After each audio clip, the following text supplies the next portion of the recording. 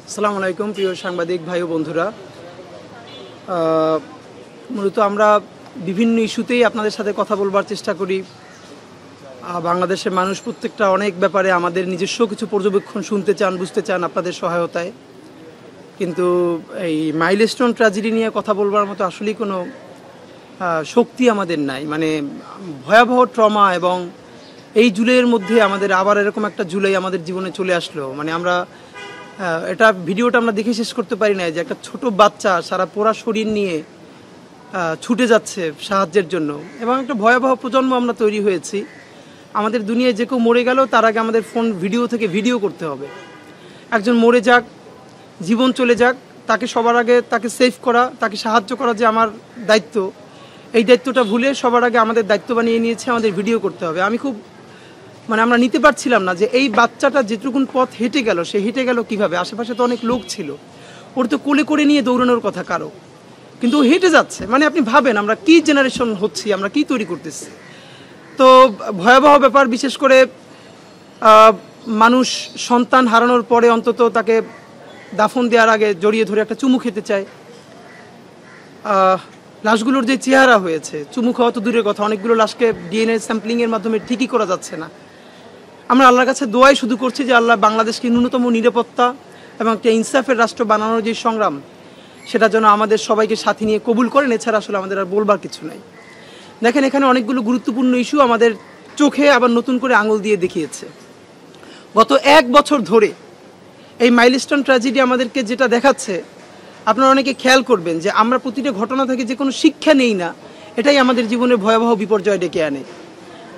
ওই যে সাইকেল যারা সারায় দেখবেন, তারা টিউব নষ্ট হয়ে সেটাকে রিপেয়ারিং করলে গামলার মধ্যে পানি দিয়ে আবার চুবাই চুবাই দেখে যে কোথাও ছিদ্র আছে কিনা সারানোর পরে। এত বড় একটা রাষ্ট্র, তার বিমান, তার নৌ, তার সেনা, তার প্রতিরক্ষা, আকাশ প্রতিরক্ষা কেমন অবস্থায় আছে, কি আছে। মানে লিটারারি এক কথা বললে বাংলাদেশের আকাশ প্রতিরক্ষা বলতে আসলে কিছু নাই। এটা হয়তো উপর থেকে কেউ আক্রমণ করছে না, এই জন্য বোঝা যাচ্ছে না। এটা কেউ আক্রমণ করে দিলে বোঝা যাবে যেখানে আকাশ প্রতিরক্ষা কী অবস্থা। তা আমরা আপনাদের কাছে যেটা বলতে চাই, দেখেন, আমরা গত 1 বছর ধরে রাষ্ট্রের অনেক সংস্কারের কথা বারবার বলেছি। শিক্ষা খাতে সংস্কার লাগবে, এটা লাগবে, আমলা লাগবে, পুলিশের সংস্কার লাগবে, বিচার বিভাগের সংস্কার লাগবে, পুরো কাঠামোতে। কিন্তু যেই কথাটা রাজনৈতিক দলও ঝুঁকি নিয়ে বলছে না, সেটা হলো আমাদের সামরিক খাতের সংস্কার। সামরিক খাতের সংস্কার অবশ্যই এর মধ্যে সেনাবাহিনী আছে, বিমান বাহিনী আছে, নৌবাহিনী আছে। এটাকে দুটো কাজ করা হয়েছে। এর উচ্চ পদস্থ কর্মকর্তাদেরকে ফ্যাসিবাদী গোষ্ঠী হাসিনা, তার সাথে ভারত, তারা পুরো এমন একটা সেটআপের মধ্য দিয়ে নিয়ে গেছে যে এরকম কিছু কিছু ব্যক্তিকে শত শত কোটি টাকার সুবিধা দিয়ে কিনে নিয়ে পুরো এই বাহিনীগুলোর প্রফেশনালিজম নষ্ট করে ফেলা হয়েছে। এইখানে যে ব্যক্তি প্রধান ছিল না এই বাহিনীগুলোতে, প্রতিষ্ঠান প্রধান ছিল, এটাকে প্রতিষ্ঠান হিসেবে ফাংশন করতে দেওয়া হয় নাই। ফলে যেটা হচ্ছে, আমাদের যে আওয়াজটা তোলবার কথা ছিল আমাদের সামরিক খাতের সংস্কার, দেখবেন কেউ আর্মির সংস্কার নিয়ে কথা বলছে না, বিমান বাহিনীর সংস্কার নিয়ে বলছে না। আর্মি নিয়ে টুকটাক বলে, কারণ আর্মি রাস্তায় থাকে, যখন আর্মি ঝামেলায় হয় তখন বলে। কিন্তু আমরা তো এটা সত্য যে গত বিমান বাহিনীর যিনি প্রধান ছিলেন, প্রত্যেকের ব্যাপারে কম বেশি এলিগেশন 3000 কোটি টাকা আত্মসাৎ করেছেন। তো এইটা ফিগার কত, আসলেই করেছে কি করে নাই, এই ব্যাপারে রাষ্ট্র কোনো শ্বেতপত্র প্রকাশ করেছে? দেখেন, বিমান বাহিনীর করাপশনগুলো হলো, এরা যেহেতু বড় বড় যুদ্ধ বিমান কেনে, প্রতিরক্ষা খাতে কিনে, এইখানে এত বেশি টাকার করাপশন হতে পারে এটা জনগণের জানাও সম্ভব না, এর কারণে এগুলো প্রকাশ্য করা হয় না। কিন্তু কত টাকা দিয়ে কোন বিমান কেনা হলো আর সেই কোন বিমান জনগণের মাথার উপরে ভেঙে পড়লো, এইটা জানার ন্যূনতম এখতিয়ার তো রাষ্ট্রের জনগণের আছে। কারণ এই বিমান, এই নৌজাহাজ সবই তো রাষ্ট্রের টাকায়, জনগণের টাকায় কেনা হয়। তা আমরা আপনাদেরকে শুধু একটা কথা বলি, এই ব্যাপারে অনেক কথা হচ্ছে, কিন্তু আমরা কি একটা কথাও বলছি মাইলস্টোন ট্র্যাজেডির পরে যে এদের বিচার হবে, সবই হবে, কিন্তু বর্তমানে আমাদের আকাশ প্রতিরক্ষার দুর্বলতাটা কেমন? আপনি ভাবেন, বর্তমানে যে আমাদের যুদ্ধ বিমান যেটা ওখানে ক্রাশ করলো, এটা তো যুদ্ধ বিমান, একটা ফাইটার জেট, এবং এই ফাইটার জেটের যে মডেলের বয়স, এটা আমাদের এই জেনজি যারা আছে তাদের অনেকের বাপের বয়সেরও বেশি। মানে জেনজি যারা, তাদের যে বাপের বয়স তার চেয়ে ওই মডেল পুরনো। 90-এর পরে দুনিয়ার আর কোনো দেশে এগুলোর কোনো প্যাটার্ন চলেই না এভাবে। আপনি এরকম সেকেলে একটা বিমান দিয়ে, যুদ্ধ বিমান দিয়ে আপনি চালাইতেছেন, এবং কোনটা আপনার প্রতিবেশী দেশ হইল যে পৃথিবীর 4র্থ সামরিক শক্তিতে, আর সেইখানে আপনি কটকটি মার্কা এইসব যুদ্ধ বিমান দিয়ে, মানে এগুলোর মানে কি? যদি না পারে বলবেন আমার সিঙ্গাপুর তো এরকম থেকে চলে এসেছে, বলেছে আমাদের এরকম সামরিক খাত পালতে পারবো না, এর চেয়ে আমরা এটার চিকিৎসা খাতে খরচ করি। তা আপনারা যদি একটা লিটারারি ভালো সামরিক খাত তৈরি করতে পারেন তাহলে করবেন, আর নইলে সমস্ত সামরিক খাতের টাকা বাংলাদেশের শিক্ষা ব্যবস্থায় আর চিকিৎসা ব্যবস্থায় আপনারা ট্রান্সফার করে দেন। বাংলাদেশের শিক্ষা ব্যবস্থা উন্নতি হয়ে গেলে, চিকিৎসা ব্যবস্থা উন্নতি হয়ে গেলে সিঙ্গাপুরকে আমরা ছাড়াই যেতে পারবো, সময় লাগবে 10 বছর। তো আপনি প্রতিরক্ষা খাতে সব থেকে বেশি খরচও করতেছেন, কিন্তু কিনতেছেন ভাঙ্গারি বিমান, ভাঙ্গারি নৌজাহাজ, আর শিক্ষা খাতেও বরাদ্দ হইতেছে না, চিকিৎসা খাতেও বরাদ্দ হইতেছে না।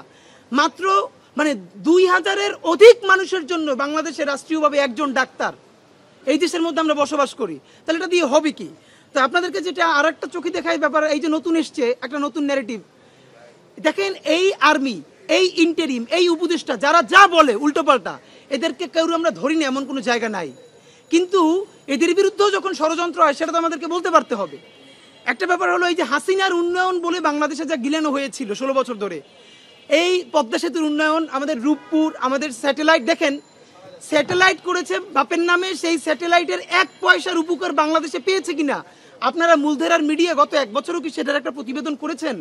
যে কত হাজার কোটি টাকা খরচ করে স্যাটেলাইট পাঠানো হয়েছিল, সেটার মেয়াদ কত বছর আর কতদিন চলবে, সেই স্যাটেলাইট থেকে আমরা আসলে কয় টাকা রিটার্ন পেয়েছি? বলেছিল বিদেশেও ভাড়া দিবে, কোথায় ভাড়া দিয়েছে?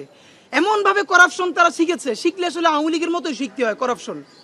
এই জন্য তো বিএনপি আসলে করাপশন করেও পারবে না, ওই বুদ্ধিও নাই, এর চেয়ে তার হেদায়েতের পথে থাকাই ভালো।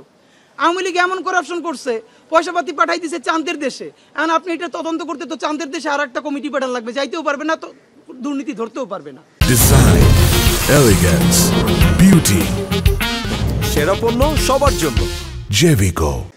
মানে এটার দুর্নীতিরে এটার স্মার্টনেসের সর্বোচ্চ পর্যায়ে পাঠাই দিছে। তা আমাদের যেটা প্রশ্ন, হাসিনা এইসব ইনফ্রাস্ট্রাকচার ডেভেলপমেন্ট যে দেখাইছে, কিন্তু ভয়াবহভাবে বাংলাদেশে দেখেন গত 16 বছরে প্রতিরক্ষা বিমান কয়টা কেনা হয়েছে এবং কোন মডেলের কেনা হয়েছে, কোন দেশ থেকে কেনা হয়েছে? একটা মাত্র মিডিয়া আমরা গত 1 বছরে দেখেছি, সম্ভবত এনটিভি না কারা, একটা সাহস নিয়ে প্রতিবেদন করেছিলেন যে বাংলাদেশের প্রতিরক্ষার অবস্থা এখন কি। আমরা তো আপনাদের সবার কাছে প্রত্যাশা করেছিলাম হাসিনা যে বাংলাদেশের প্রতিরক্ষা ব্যবস্থা ভারতের কাছে বর্গা দিয়েছিল, তার বিনিময়ে সে এখানে ক্ষমতায় টিকেছিল, তার বিনিময়ে সকল ভাঙ্গারি জিনিসপত্র হাজার হাজার কোটি টাকা দিয়ে অন্যান্য রাষ্ট্রকে খুশি করেছে। এগুলো নিয়ে এখন তো আপনারা ন্যূনতম প্রতিবেদন করতে পারেন, এখন তো রাষ্ট্রের সেই সেন্সরশিপ নাই ভাই, আপনারা এখন করছেন না কেন? তা আপনাদের প্রতি বিনীত অনুরোধ, এই যে হাসিনা এই দুর্নীতিগুলো করেছে, এই দুর্নীতির মধ্য দিয়ে সে পুরো প্রতিরক্ষা ব্যবস্থা, এটা সর্বশেষ প্রমাণ আপনাদেরকে বলি, আপনারা গত 2-3 দিন আগেও মিডিয়ায় দেখেছেন, JF-17 যেই যুদ্ধ বিমানটা বাংলাদেশ কিনতে চায় সেখানেও ভারত বাধা দিচ্ছে। বর্তমান সরকার JF-17 যে যুদ্ধ বিমান আছে তারা কেনার চেষ্টা করছে, কিন্তু সেই ভারত বারবার সেখানে ডিস্টার্ব করছে। এর মানে আপনি চায়না থেকে কিনবেন, কিনতে দিবে না, মানে আপনি যাই কিনবেন আপনারে হামলা করলে করবে ভারত, আপনি ন্যূনতম তার বিরুদ্ধে একটা প্রতিরক্ষা করে তুলবেন, সেইটাও কোন বিমান দিয়ে গড়ে তুলবেন সেটা ভারত বলে দিবে। মানে কি এক অদ্ভুত ব্যবস্থার মধ্যে আছে। গত 16 বছর তো এটা হয়েছে, ভারতের প্রেসক্রিপশন ছাড়া তো এখানে নতুন কিছু আসে নাই, তো এখনো কি সেটাই হবে? এই সরকার কেন নতুন করে চুক্তি করে চায়নার সাথে সামরিক চুক্তি করে, হ্যাঁ সে ব্যালেন্স করুক, সে চায়না থেকে কিনুক, সে আমেরিকা থেকেও কিনুক। এই যে আমেরিকা 35% ট্যারিফ দিয়েছে, এটা কেন দিয়েছে আমরা বুঝি না। সে তো ডিল চাচ্ছে, সে ওখান থেকে যেন আমরা কিছু কিনি এটা চাচ্ছে। আপনি চায়না থেকেও কিনেন, আমেরিকা থেকেও কিনেন, কিন্তু তো আমার হবে। এখানে আমাদের সব থেকে বড় শত্রু ভারত, এইটা বুঝতে আর কোনো পলিটিক্যাল সায়েন্টিস্ট হওয়া লাগে না।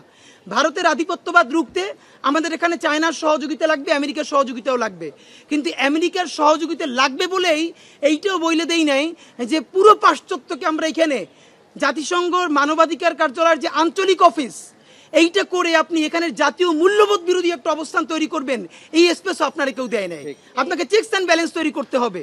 এবং দেখেন এই সরকার মৌলিক কাজ একটার মধ্যেও নাই, যত অকাজ আছে সেইগুলো ডাইকে ডেকে আনে। এই যে 3 বছরের মধ্যে সে জাতিসংঘের মানবাধিকারের যে আঞ্চলিক কার্যালয় এখানে দিচ্ছে, আপনারা নিশ্চয়ই জানেন আরো 19টা দেশে এই কার্যালয় আছে। দেশগুলো কি ভাই? সিরিয়া, দেশ হচ্ছে ফিলিস্তিন, দেশ হচ্ছে হন্ডুরাস, তারপরে আফ্রিকার কতগুলো যুদ্ধ বিধ্বস্ত দেশ। তা আপনি ভাবেন আফ্রিকার এই যুদ্ধ বিধ্বস্ত দেশগুলো, ফিলিস্তিনের পাশে, সিরিয়ার পাশে বাংলাদেশের নামটা লেখা থাকবে কেন? বাংলাদেশ কি যুদ্ধ বিধ্বস্ত দেশ? এখানে কি গৃহযুদ্ধ হয়েছে নাকি এখানে কোনো বহিঃশত্রুর আক্রমণের যুদ্ধ হয়েছে? তাহলে এটা কি? আবার এমন একটা ব্যাপার, এই গুরুত্বপূর্ণ ডিসিশনে ইন্টারিম নিচ্ছে কোনো ধরনের রাজনৈতিক দলের পরামর্শ ছাড়া। সে বিএনপির সাথে আলোচনা করে নাই, জামাতের সাথে আলোচনা করে নাই, এনসিপির সাথে আলোচনা করে নাই, তড়ি ঘড়ি করে সে তাকে অনুমতি দিয়ে দিচ্ছে। তার থেকেও ভয়াবহ ব্যাপার হলো এই কাউন্সিল বলছে যে এই সরকারের মধ্যে, এই রাষ্ট্রের মধ্যে যারা কাজ করবে এই সকল দায় বাংলাদেশ রাষ্ট্রকে নিতে হবে, জাতিসংঘের কোনো কর্মকর্তার দায় নিতে পারবে না। মানে কি? এখন আমরা এটা বুঝি, এগুলোর মধ্য দিয়ে আপনারা এখানকার যে আমাদের জাতীয় মূল্যবোধ, হিন্দু মুসলিম নির্বিশেষে, সেই মূল্যবোধের বিরুদ্ধে আপনাদের এখানে ভিন্ন এজেন্ডা আছে। এখন আমাদের যেটা করতে হবে, আমরা ভারতের আধিপত্যবাদ মোকাবেলায় পশ্চিমাকে এই এজেন্সিও দেই নাই যে আপনি এখানে আমাদেরকে এই অখাদ্য চাপাই দিবেন। আপনারা যে ফিলিস্তিনে মানবাধিকারের আঞ্চলিক কার্যালয় করেছেন, গণহত্যা থামছে ফিলিস্তিনে, সিরিয়ায় করছেন, সিরিয়ায় গণহত্যা থামছে। তো সিরিয়া কি, এটা কি সিরিয়া, এটা কি ফিলিস্তিন, এটা কি আফ্রিকার যুদ্ধ বিধ্বস্ত দেশ? এখানে এটা লাগবে কেন? তো আমরা আপনাদেরকে স্পষ্ট বলতে চাই, ইন্টারিমের এসব কাজ থেকে চলে আসতে হবে, আর নইলে চূড়ান্তভাবে এখন পর্যন্ত ইন্টারিমকে বাংলাদেশের মানুষ শত সমালোচনা সত্ত্বেও তাকে যেটুকু সাপোর্ট করছে, এই সাপোর্ট সে পাবে না। রাজনৈতিক দলের সাপোর্টও কিন্তু সে পাবে না। আপনাদেরকে বিনীতভাবে আমরা বলতে চাই, এই সরকার গত মাইলস্টোন ট্র্যাজেডিতে কয়েকটা বড় ভুল করেছে। এই সরকার ভুল করলে যেটা হয়, এই ভুলটা আর সরকারের থাকে না, এই ভুলটা আমাদের সবার গায়ে এসে পড়ে। কারণ এই সরকারটা, আমরা নিজেরা সরকার না হলেও বাংলাদেশের সব থেকে জনসমর্থিত জনগণের সরকার। সুতরাং সে ভুল করলে আমাদের গায়ে তো এসে দাগ লাগে। দেখেন, আমাদের যে পাইলট ভাই শহীদ হলেন, অবশ্যই তাদের যে বাহিনীর প্রোটোকল আছে সেটা মেনটেন করে তাকে জানাজা দিতে হবে, তাকে দাফন করতে হবে, আমরা তার জন্য দোয়া করছি। কিন্তু আমরা একটা কেমন একটা এলিটপনা আমাদের মধ্যে তৈরি হয়ে গেছে। এবং মুক্তিযুদ্ধেও দেখেন 7 জন বীরশ্রেষ্ঠ, এর মধ্যে সিভিলিয়ান কয়জন? মানে যুদ্ধ যখন হবে তখন অবশ্যই সামরিক যারা বাহিনীতে আছেন তারা তো যুদ্ধ করবেনই, কিন্তু যেই লোকটা কোনো ট্রেনিং ছাড়া অস্ত্র হাতে তুলে জীবন দিয়ে দিল, তারা আপনি ইকুইভ্যালেন্ট করতে, আপনার কাছাকাছি প্যারালাল করলে শত্রু মনে হয়? মানে আপনাদের মধ্যে কি এই যে একটা এলিটপনা, যে আমি সামরিক খাতের, এইটা থেকে আমরা কি বাংলাদেশে বের হতে পারবো না? আপনারা ভাবেন। এবং আমাদের একটা ব্যাপার যে প্রত্যেক জায়গায় আমাদের একজন হিরো বানাইতে হবে, প্রত্যেক গল্পে যেমনি হোক। ফেসবুকে আমাদের এই যে মেহেরিন ম্যাম, মানে এটা তো আমাদের বলা আমাদের জন্য কঠিন, তার 2টো সন্তান, এই 2টো সন্তানকে, এবং তিনি চাইলেই ওখান থেকে বের হয়ে যেতে পারতেন, তিনি সেই এক্সিট নিতে পারতেন। তিনি তার ছাত্রদের দিয়ে তাকাইয়া, তার বাচ্চাগুলোর দিকে তাকাইয়া নিজের জীবনটা শেষ করে দিলেন। তিনি অন্তত 20টা বাচ্চার জীবনকে বাঁচিয়েছেন, আল্লাহ বাঁচিয়েছেন। তিনি সর্বোচ্চ চেষ্টা করলেন, নিরাপত্তার চাদরে বাচ্চাদেরকে বুকের মধ্যে জড়াইয়া প্রত্যেককে বের করলেন। সেই 20টা বাচ্চাকে বের করতে গিয়া তার সারা শরীর ঝলসে গেল। বার্ন ইউনিটে গিয়ে তার হাজবেন্ড বলল যে তুমি তো সন্তান 2টি এতিম করে দিলা আমার। সে বলল আমার সন্তান 2টি এতিম করলাম, কিন্তু আরো যে 20টা বাচ্চা ছিল ওরাও তো আমার সন্তান, আমি কি ওদেরকে এতিম করব? হাজবেন্ডের হাতটা বুকের উপর নিয়ে বলতেছে যে তোমার সাথে আমার আর কোনোদিন দেখা হবে না। তো ভয়াবহ ব্যাপার, আপনি চিন্তা করতে পারছেন? তার জানাজায় এই রাষ্ট্রের একজন উপদেষ্টার সময় হয় না যে তার জানাজায় গিয়ে থাকা। মেহেরিন ম্যামকে রাষ্ট্রীয় সম্মাননা দিয়ে যদি দাফন করা হতো তাহলে এই রাষ্ট্রের কি ক্ষতি হইতো? এই রাষ্ট্রের এত বুদ্ধি, সেই যে আঞ্চলিক কার্যালয় বসায়, এটা করে সেটা করে, এটুকুন বুদ্ধি হইল না? মেহেরিন ম্যাম, উনি শিক্ষক, উনি বেঁচে যেতে পারতেন, বাচ্চাগুলোর বাঁচাই দিয়ে গিয়ে জীবনটা শেষ করে দিল। ওনাকে রাষ্ট্র সম্মান না জানালে কার সম্মান জানাবে? দেখেন, তাকে রাষ্ট্রীয় সম্মাননাও দেওয়া হয় নাই, একজন উপদেষ্টাও তার কবরে গিয়া তার জানাজায় গিয়ে উপস্থিত হইতে পারে নাই। এ রাষ্ট্র আমরা কবে বানাবো? এটা আমাদের জন্য লজ্জা। তো রাষ্ট্র এখন কি করবে আমরা জানি না।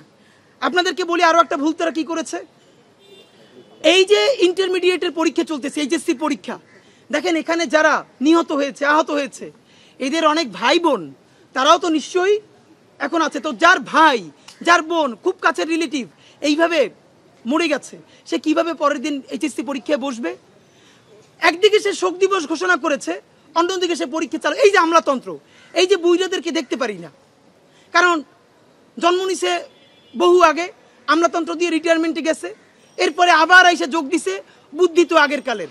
আর ভাই এখন ডিসিশন নিতে হয় 5 মিনিটে, এখন অফিসিয়ালি সেট আপ কইয়া তারপরে চা খাবেন, বিস্কিট খাবেন, মিটিং করবেন, এই দিন নাই। এখন হোয়াটসঅ্যাপে গ্রুপ কলে মানুষ 1 মিনিটে সিদ্ধান্ত নেয়, গুরুত্বপূর্ণ ডিসিশন নেয়। আপনি শোক দিবস ঘোষণা করেছেন, আপনি সাথে সাথে কি করবেন? সারা বাংলাদেশে পরের দিন শিক্ষা প্রতিষ্ঠানকে আপনি দোয়ার আয়োজন করতেন যে সকল শিক্ষা প্রতিষ্ঠানে দোয়া হবে, ক্লাস হবে না, শেষ। ঢাকা বোর্ডে আপনি পরের দিন পরীক্ষা স্থগিত করে দিতেন। সারা বাংলাদেশে দরকার নাই, শুধু ঢাকা বোর্ডে, যে ঢাকা বোর্ডে সবাই দোয়া করবে, পরীক্ষা স্থগিত না। একদিকে আপনি শোক দিবস ঘোষণা করলেন, এই দগদগে আমরা তো জানি না এখানে কার কার আত্মীয় এইচএসসি পরীক্ষার্থী। এইটা আমরা সবাই মিলে রাত্রিরে কথা বলতে বলতে রাত্রির 3টের সময় সিদ্ধান্ত আসলো, পরীক্ষা 10টায়, সকাল 8:30টায় ওয়েবসাইটে নির্দেশনা আসলো। এটা কি ভাই? এইটার কারণেই তো পরবর্তী দিন দেখেন ছাত্রলীগ, গুন্ডালীগগুলো গাজীপুর থেকে আরও বিভিন্ন জেলা থেকে লোকগুলো পাঠাইয়া আমাদের মাইলস্টোনের শিক্ষার্থীরা যখন শান্তিপূর্ণ আন্দোলন করতেছে সেইখানে সেগুলো ঢুইকা তারা কোথার মধ্যে কি বলে আমরা হাসিনারে ফিরিয়ে আনবো। কত বড় বদমাইশ দেখেন। গালাগালি অনেকবার তওবা করি, করবো না, ছাইড়ে দিতে চাই। নিজেরও ছেলে হয়েছে, এখন তো একটা বয়স আসছে, গালাগালির তো একটা পর্যায়ে আছে, কিন্তু গালি তো না দিলেও এখন গুণে হয়, এমন পর্যায়ে আসছে।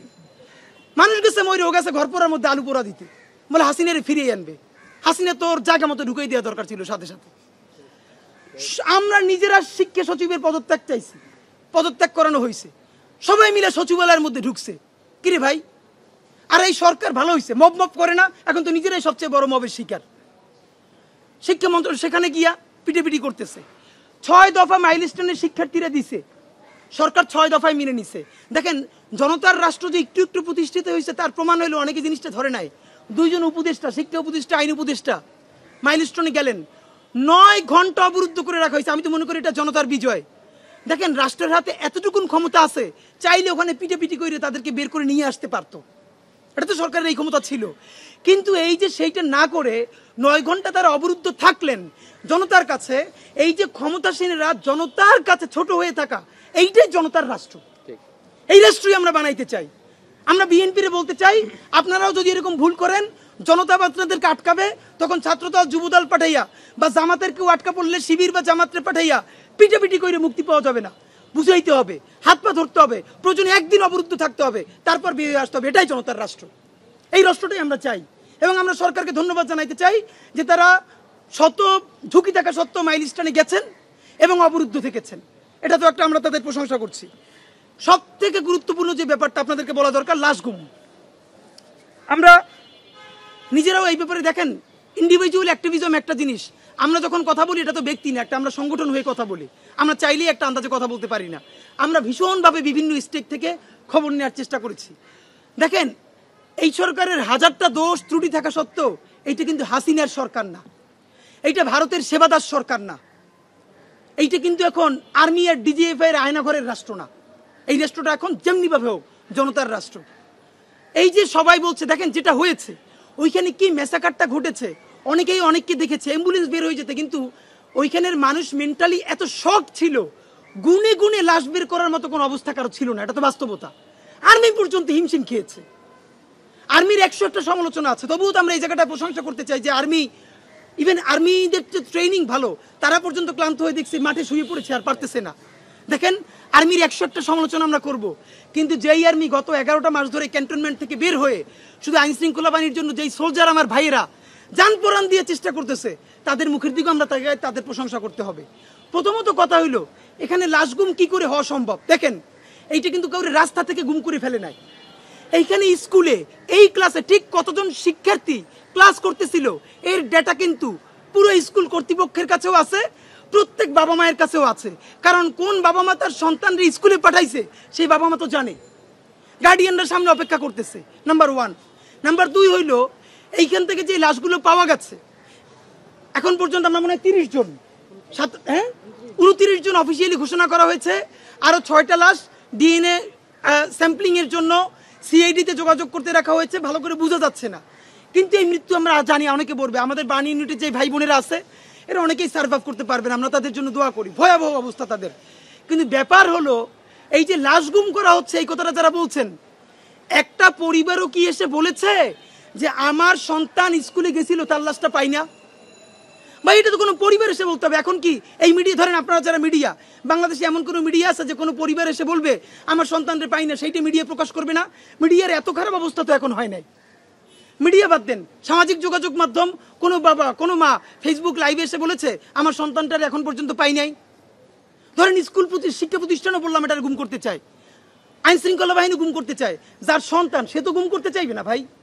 তাহলে সে হয়তো মিডিয়ায় বলবে, অথবা সে ফেসবুকে এসে বলবে, কোথাও না কোথাও তো বলবে। তো ফেসবুকেও বলতেছে না, কেউ ক্লেমও করতেছে না। তো এই জনদরদি কারা কোত্থেকে আসলো যে লাশ গুম করে ফেলা হচ্ছে? নাম্বার 2, এই লাশগুলো তো কোথাও না কোথাও, মানে যার সন্তানই ভাই সে পোড়া হোক, সে তো জানাজা দিছে বা দিবে, তো সে জানাজাই যদি দেয় তাহলে লাশ গুম করা হয়েছে কেমনে? তো এখন আমাদের বলতে হবে, আমরা আপনাদের মাধ্যমে বলতে চাই, এমন কোনো বাবা মা আপনারা যদি থাকেন, আপনার সন্তানের লাশ বুঝে পান নাই, আমাদের কি রিচ করেন, অথবা আপনারা মিডিয়ার সামনে আসেন, কিন্তু এইসব কথাবার্তা না বলে এই যে যা ইচ্ছে তাই লাশ গুম, এগুলো তো হলো এই রাষ্ট্রের বিরুদ্ধে আর একটা ষড়যন্ত্র। এটা আমরা তীব্র প্রতিবাদ জানাচ্ছি। এইটা কোনোভাবে এই বাংলাদেশে এখন আর লাশ গুম করা সম্ভব না। এর কারণ এইটা কোনো আন্দোলনে গুলি করা হয় নাই, ক্লাস করতেছিল, ডকুমেন্ট স্কুলেও আছে, বাবা মায়ের কাছেও আছে। সন্তানের লাশ বুঝতে না পাইলে তারা আমাদেরকে জানাবে অথবা সামাজিক যোগাযোগ মাধ্যমে বলবে, হিসেব সোজা। আপনাদেরকে আর একটা কথা বলি, সেনা বিরোধী আর একটা চক্রান্ত শুরু হয়েছে। সেনাবাহিনী 101টা সমস্যা করলে আমরা ইনকিলাব মঞ্চ থেকে সেনাবাহিনীর সম্বন্ধে যত কথা বলছি, বাংলাদেশের কোনো রাজনৈতিক দলও সাহস নিয়ে এত কথা বলে নাই। কিন্তু একটা গ্রুপ সুযোগ পাইলেই কথা নাই, বার্তা নাই, বিচার নাই, আচার নাই, তার আগে কতক্ষণ বলবে পাহাড় থেকে সেনাঘাঁটি সরাও, কতক্ষণ বলবে ঢাকা থেকে সেনাঘাঁটি সরাও, মানে হইলো সারা দেশ থেকে সব সেনাবাহিনী ঘাঁটি সরাই দাও আর ভারত হয় সেইটা দখল করুক। এটি হলো মনের বাসনা। পাহাড়েও সেনা থাকতে পারবে না, সমতলেও থাকতে পারবে না, থাকবে খালি ওরা আর থাকবে ভারত। এটা কি ভাই? গঠনমূলক সমালোচনা করেন, কোন জায়গায় ইস্যু সেইটা অ্যাড্রেস করেন। মন চাইলে সেনাবাহিনীর উস্কাই দিলে, শত কথার মধ্যে একটা কথা বলি আপনাদেরকে, এই দেশের সেনাবাহিনী দুর্বল হয়ে গেলে লাভ কার বলেন তো? এই দেশ সেনাবাহিনী যদি দুর্বল হয়, লাভ কার আর লস কার? লস হইল বাংলাদেশের, লাভ হইল প্রতিবেশী দেশের। সুতরাং এই টনে যারা কথা বলে, এদেরকে বাংলাদেশের মানুষ যাতে চিনতে ভুল না করে, তাদের প্রতি বিনীত অনুরোধ জানাই রাখি। নতুন আর একটা ফাতরামি শুরু হয়েছে। এই ফাতরামিটা 1 বছর ধরে এই সুশীলরা করতেছে। আপনাদেরকে আবার মনে করি, আমাদের আনু মোহাম্মদ স্যারেরা, এই যে আমাদের ঢাকা ভার্সিটির ইংলিশ ডিপার্টমেন্টের এমিরেটাস প্রফেসর সিরাজুল ইসলাম চৌধুরী স্যারেরা, ভাই আমার জন্ম থেকে যেদিন তারে চিনি, সে কোনো সরকার চেনে না, প্রধানমন্ত্রী চেনে, সে খালি চেনে রাষ্ট্র, কেউ চেনে না। রাষ্ট্র খারাপ, রাষ্ট্র এইটা করছে, রাষ্ট্র এইটা করছে। তার সমস্ত শিষ্যরা হাসিনা যখন গুম করে, খুন করে, হত্যা করে, ধর্ষণ করে, দিনের ভোট রাত্রে করে, এমন কোন জঘন্য হত্যাকাণ্ড নাই করে না, ভারতের সেবাদাসগিরি করে, তাবেদারি করে, একদিনও বলে না এটা হাসিনা করে, এইটা আওয়ামী লীগ করে। কে করে? রাষ্ট্র। ওমা, এখন এরা হেদায়েত পেয়ে গেছে। এই 1 বছর ধরে এখন আর রাষ্ট্র বলে না, এখন বলে ইনুস করে, ইন্টারিম করে। মানে হিপোক্রেসির তো একটা চূড়ান্ত পর্যায়ে থাকা দরকার ভাই। বইরে হয়ে গেছেন, মইরে যাবেন, আল্লাহ রাসূলেরও বিশ্বাস যদি না করেন, তাও তো ন্যূনতম একটা চিন্তা করেন যে মানুষ ফাতরা বলে। আপনারা এতদিন বাচ্চাদেরকে, এখন জেন যেগুলো বোঝে, আপনাদের সারা জীবন বলছো, দেখেন আগে স্লোগান দিছে এইখানে, যেই রাষ্ট্র মানুষ মারে সেই রাষ্ট্র ভেঙে দাও। এখন আর রাষ্ট্র ভাঙতে বলে না, এখন বলে ইন্টারিম ভেঙে দাও। কেন ইন্টারিমের প্রতি তোরা তো জ্বালা কেন? তুই আগেও কইছো রাষ্ট্র ভাঙতে, এখনো কবি রাষ্ট্র ভাঙতে। হাসিনের আমলে কইছে রাষ্ট্র ভেঙে দাও, এখন কয় ইনুসরে ভেঙে দাও, ইন্টারিমরে ভেঙে দাও। ভেঙে আনবি কেন? তোর ভারতেরই আনবি, মানে কি ভাই? কিন্তু এর একটা ভাব নেওয়ার চেষ্টা করে, এরা প্রচুর শুদ্ধ কথা বলে, রবীন্দ্রসঙ্গীত গায়, শান্তিনিকেতনে যায়, এরা আরবান এলিট, পশ, গুলশান, ধানমন্ডি, বাড়িধারায় তারা প্রচুর কালচার করে, আর্ট করে, কিন্তু মূলত যা করে ভারতের দালালি করে। তা আমরা যেহেতু ইংলিশে বলি না, এই জন্য তো পশ মনে হয় না। তো আপনাদেরকে যেটা বলি ভাই, আপনাদের মাধ্যমে বাংলাদেশের রাজনৈতিক দলের কাছে একটা বিনীত অনুরোধ করতে চাই। সেটা হলো, যে কোনো বিপদ আপদে আপনারা যে দলীয় প্রধান বা সেক্রেটারি সব জায়গায় যান, হসপিটালগুলোতে দেখেন আপনাদের সাথে লোক যায় 200-300। কি ভয়াবহ একটা অবস্থা হসপিটাল তৈরি হয়। আপনাদেরকে হসপিটালাররা কিছু বলতে পারে না, কেউ কিছু বলতে পারে না, আপনারা শোডাউন দিয়ে আসেন। একদিকে বিএনপি যায়, একদিকে জামাত যায়, একদিকে অন্য পার্টি যাবে। আপনাদেরকে একটা বিনীত অনুরোধ করি, এখন যদি নাও যায় তাহলেও আবার একটা রাজনৈতিক দলের সমস্যা আছে। জনগণ বলবে মানুষ মরে গেছে, বিএনপি যায় নাই, মানুষ মরে গেছে, জামাত যায় না, এনসিপি যায় না, আছে তারাও জ্বালায়। তো আমরা বরং জনতার আগে একটা অনুরোধ করি, জনতার তরফ থেকে রাজনৈতিক দলরাও বলি, এখন থেকে যত এরকম আমাদের বড় কোনো বিপর্যয় ঘটবে, ভলান্টিয়ারিং করার জন্য আপনারা বাইরে আপনাদের প্রশিক্ষণপ্রাপ্ত কর্মী দেন, বাইক সার্ভিস দেন, অন্যান্য সাপোর্ট দেন। প্লিজ আপনারা যারা উপরের শ্রেণীর নেতৃবৃন্দ, আপনারা হসপিটালের প্রথম দিকে ঢুকেন না, পুরো চেইন অফ কমান্ড হসপিটালের ভেঙে পড়ে। আরে ভাই, আইসিইউতে ঠেইলে পর্যন্ত 20 জন চলে যায়। আইসিইউতে ইনফেকশন হইলে আপনার তো এই দায় নেওয়া লাগবে, কিন্তু ডাক্তাররা ভয় আপনাদেরকে বলতে পারে না। তা আমরা রাজনৈতিক আপনাদেরকে অনুরোধ করি, জনগণ বিপর্যয় হইলে আর রাজনৈতিক দলরে বলবেন না তোমরা কেন যাও না। পারলে হ্যাঁ, জামাতকে একটা ধন্যবাদ জানাই, জামাত দেখেছি 50 লাখ টাকা তারা এই ফান্ডে দিয়েছে। এবার বিএনপির বলবো আপনারা এখানে 1 কোটি টাকা দেন, অন্যান্য দল বলবো আপনারা 2 কোটি টাকা দেন। এই কাজগুলো করেন, ভলান্টিয়ার দেন, টাকা দিয়ে সাহায্য করেন। প্লিজ হসপিটালে আপনারা শোডাউন দিয়েন না। আপনাদের মাধ্যমে এই ক্ষেত্রের সর্বশেষ কথা, না খেয়ে হলেও, একবেলা খেয়ে হলেও আমাদের অত্যাধুনিক সামরিক সক্ষমতা বাড়াইতে হবে। বাংলাদেশের আকাশ প্রতিরক্ষা বলতে লিটারারি কিছু নাই। আমাদের অত্যাধুনিক, আমাদের আকাশ প্রতিরক্ষা লাগবে, বিমান লাগবে, যুদ্ধ বিমান লাগবে, আমাদের নৌ প্রতিরক্ষা লাগবে।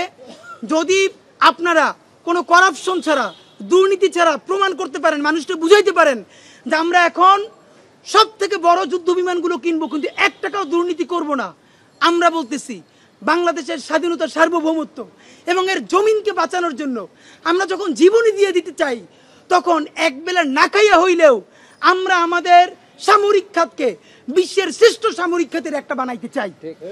কিন্তু আপনাদেরকে প্রমাণ করতে হবে, বিমান বাহিনী, সেনাবাহিনী, নৌবাহিনীকে, যে আমরা যুদ্ধ বিমান কিনতে গিয়া হাজার হাজার কোটি টাকা করাপশন করব না। এইটা আপনাদেরকে প্রমাণ করতে হবে।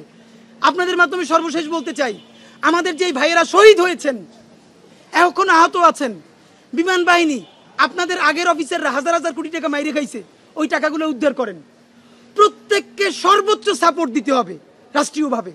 নাম্বার 2, যারা আহত আছেন সর্বোচ্চ চিকিৎসা করতে হবে, প্রয়োজনে বিদেশ নিয়ে যেতে হবে। এবং চূড়ান্ত কথা হইল, যেই কথাটা অনেকে বলে নাই, যে লোকালয় থেকে এখান থেকে উঠেই নিতে হবে। দেখেন, এইটার ব্যাপারে বিমান বাহিনীর প্রধান একটা বক্তব্য দিয়েছেন। তিনি বলেছেন বাংলাদেশের গুরুত্বপূর্ণ যে অফিস আদালত, যেগুলো বহির্শত্রুর আক্রমণ যদি ঘটে কোনো দিন, সাথে সাথে সিকিউর করতে হলে এইখানে এই ঘাঁটি লাগবে। চিটাগাং থেকে, যশোর থেকে আইসা সেটারে রক্ষা করতে পারবে না।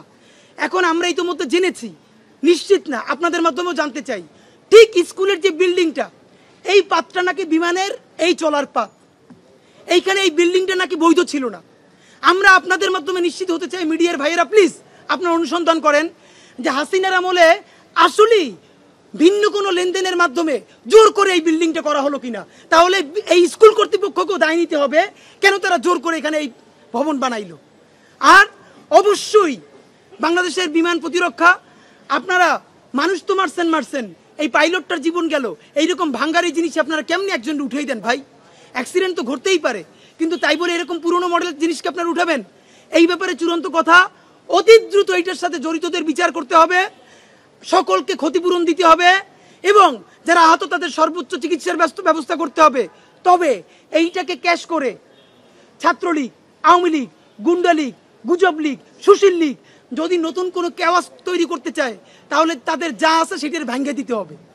সরকার যা পারে সেটার সমানে পিটিয়ে ভেঙে ফেলতে হবে, আর কোনো কথা নাই।